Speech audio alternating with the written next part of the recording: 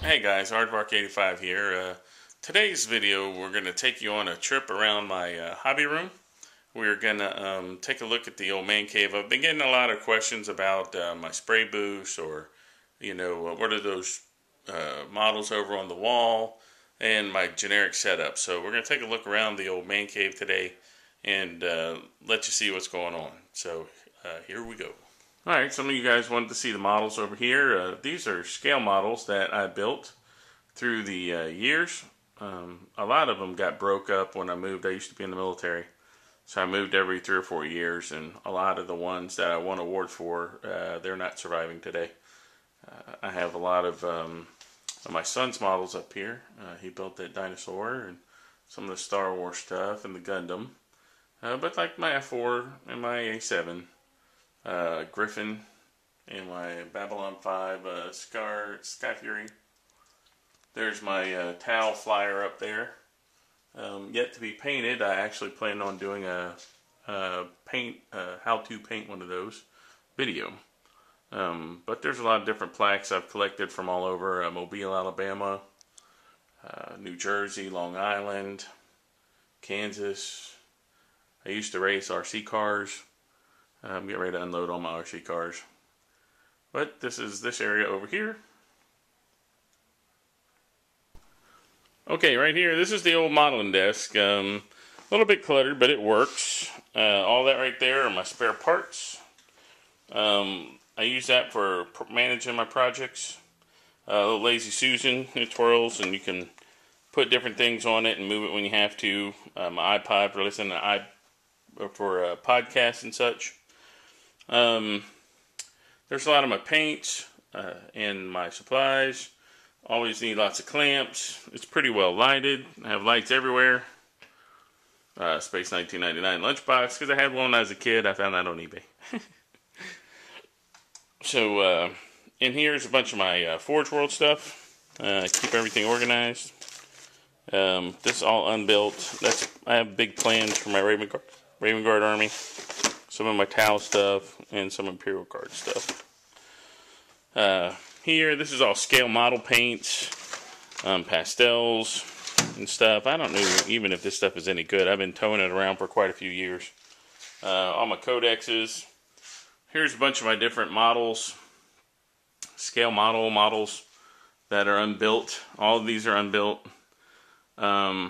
And this, I'm ashamed to say, isn't even the tip of the iceberg. I have a whole bunch more in storage and boxes. Yep, it's an addiction, I guess you could say. Here's my photo booth that I paint. If you see close-ups of models, chances are they were photographed in this. I also use it to photograph my eBay stuff. So that's about that. You'll see little pieces like this is Forge World terrain right here.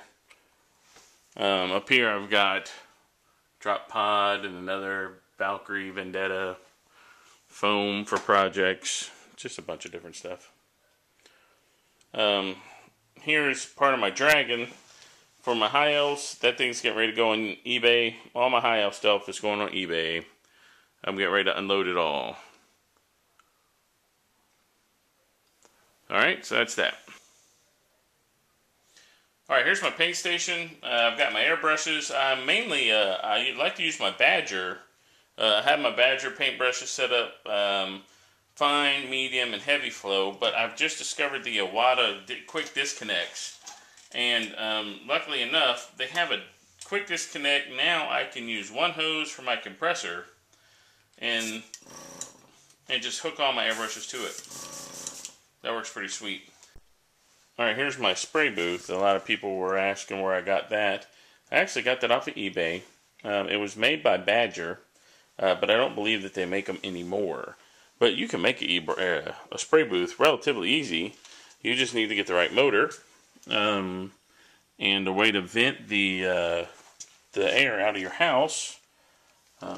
See, mine's vented right there through the wall, and I use this as a filter. You can buy it at Walmart and just cut it up to fit your bag. But just about any box will do. You can build it out of wood, or you can build it out of plexiglass, and then you have a way for the to vent out the motor in the back there. See, that's what I got. That's what it's like. then it works great. So, you know, like I said, it's pretty simple. If you want one made, Pache has them, Badger has them. There's quite a few aftermarket, you know, airbrushes that are spray booths that will work for you. And like I said, you just vent it. I just popped a hole right in the wall, put a dryer vent, and that's that. Alright guys, here's my compressor. It's built by Testors. It's an Aztec airbrush compressor. It's got a built-in moisture trap and a built-in regulator. And like I was saying with the quick releases, I only have to use the one hose. You can lower the pressure down to about 15 pounds. It works pretty good. You know, it's perfect. It's a lot more quiet than the other compressor I have, which is a big old honking compressor from Target, which is that one right there. That compressor worked well, but man, was it loud. So I'm amazed I don't have a lot of hearing loss. So here's my spray booth. Carrying around my my Army. I'm a little addicted to battle foam. Man, I love battle foam. These cases are the greatest. I really like the ability that they have. My models are much more, they're not getting broken as much since I've gone to battle foam. And for whatever reason, I really like to have the capability of keeping all of my Army in one bag. It makes storing it a lot easier, carrying it to the game store, and basically just transporting your stuff around safely. It's a lot better.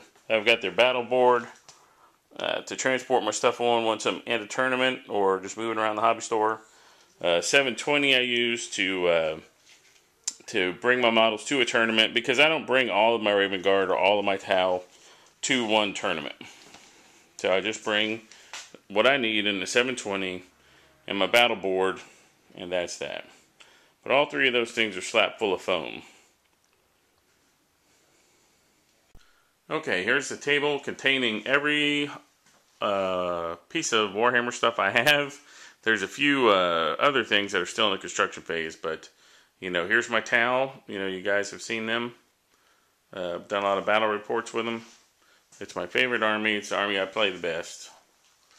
Coming around the corner, you have the Raven Guard. I have a lot of Raven Guard. Raven Guard was my first Army, and I really love the fluff. I like the black armor. These are my drop pods and all my heavies over here. I've got some stern guards. I've got my dreadnoughts, a bunch of speeders. And last but not least, as far as armies go, I have my Imperial Guard. Now, I started collecting my Imperial Guard, but I haven't played them. I've been collecting them now for about 2 years. And I've contracted some of the painting out. I've done some of the painting myself. But this is everything that I've gotten so far. And I intend on playing them after I go to War Games Con, because I'm going to play Tau at War Games Con.